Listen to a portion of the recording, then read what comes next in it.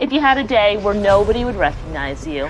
I don't think I'd be that different, honestly. I dropped the whole trying to be something for somebody a long time ago, so I pretty much walk through the world except when I want to be funny or I want to do something outrageous.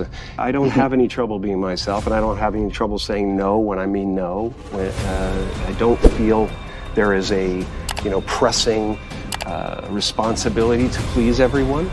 I'm not unkind to people. No. I love people. I would much prefer saying hello and who are you and what are you doing today than giving a selfie, because selfies stop the world.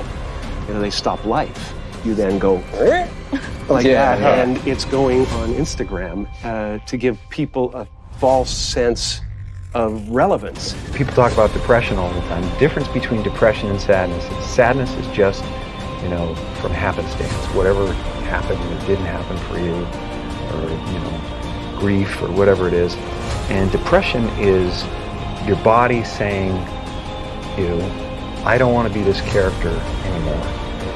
I don't want to hold up this avatar that you created in the world. It's too much for me. Deep rest. Your body needs to be depressed. It needs deep rest from the character that you've been trying to play. I act because I'm broken in a lot of pieces, and acting gives me a chance to reconfigure those pieces into 1,000 different things that are positive for people's lives. Is there ever a moment where you first sort of realize, I want to be a performer. This is the thing that I want to do with my life? There was never any other choice. From the time that there was consciousness in the body, I was looking at a man named Percy, my dad, who was the most incredible character that you'd ever meet. If you met him for 5 minutes, you thought you knew him for 50 years. And he wrapped everyone that came into our house in stories and jokes, and I became his calling at a certain point. And he was always super behind me. But from the first time I can remember, him just lighting up the room, and him just wrapping everybody in a story or whatever, and going, oh, that's the thing I want to do. That's what I want to be. My father could have been a great comedian, but he didn't believe that was possible for him. And so he made a conservative choice. Instead, he got a safe job as an accountant. And when I was 12 years old, he was let go from that safe job. And our family had to do whatever we could to survive. I learned many great lessons from my father, not the least of which was that you can fail if you don't.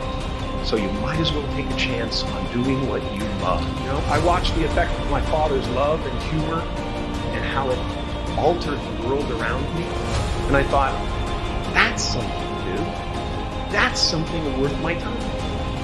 It wasn't long before I started acting up. People would come over to the house and they'd be greeted by a 7-year-old throwing himself down a large flight of stairs. They would say, "What happened?" And I would say, "I don't know. Let's check the replay."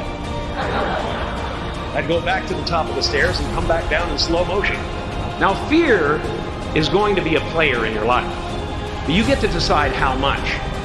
You can spend your whole life imagining ghosts, worrying about the pathway to the future, but all there will ever be is what's happening here, and the decisions we make in this moment, which are based in either love or fear.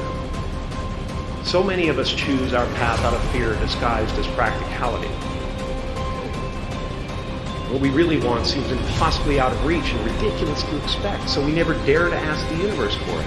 When I was about 28, after a decade as a professional comedian, I realized one night in LA that the purpose of my life had always been to free people from concern, just like my dad. The only one I hadn't freed was myself. And that's when my search for identity deepened. I wondered who I'd be without my fame. Who would I be if I said things that people didn't want to hear? Or if I defied their expectations of me?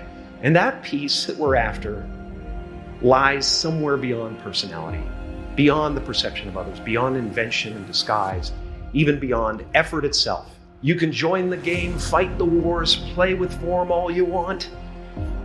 But to find real peace, you have to let the armor go. Your need for acceptance can make you invisible in this world. Don't let anything stand in the way of the light that shines through this form. Risk being seen in all of your glory. Your job is not to figure out how it's going to happen for you, but to open the door in your head. And when the door opens in real life, just walk through it. And don't worry if you miss your cue, because there's always doors opening. They keep opening. And when I say life doesn't happen to you, it happens for you, I really don't know if that's true. I'm just making a conscious choice to perceive challenges as something beneficial so that I can deal with them in the most productive way. You'll come up with your own style. That's part of the fun. You are ready and able to do beautiful things in this world. And after you walk through those doors today, you will only ever have two choices: love or fear. Choose love, and don't ever let fear turn you against your playful heart. What's happening right now inside everybody is they're going, who am I? And they're depressed. People go like, oh, Jim's been depressed and stuff. Well, yeah, I was depressed when I was trying to be the Wizard of Oz. But now I know that Oz is a character. You know, I think everybody deals with that. Everybody walks around and they go like, why am I depressed? Well, it's because you're trying to be something for the world, you know? And as soon as you let that go, better things happen because they're just happening. It's not, you know, now it's just sadness. You know, sadness comes, happiness comes. It's the weather that flies by in the sky. It doesn't sit on you long enough to drown you. A few months ago, I woke up and I suddenly got it. I understood suddenly how thought was just an illusory thing, and how thought is responsible for, if not all, most of the suffering we experience. And then I suddenly felt like I was looking at these thoughts from another perspective, and I wondered, who is it that's aware that I'm thinking? And suddenly I was thrown into this expansive, amazing feeling of freedom from myself, from my problems. You know, when I go to sleep at night, I'm not just a guy going to sleep.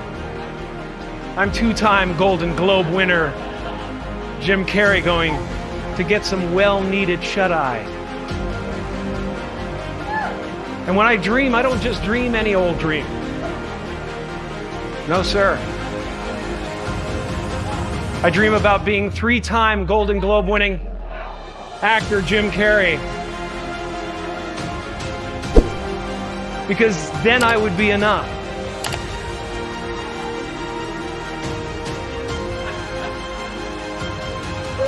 It would finally be true. And I could stop this terrible search for what I know ultimately won't fulfill me.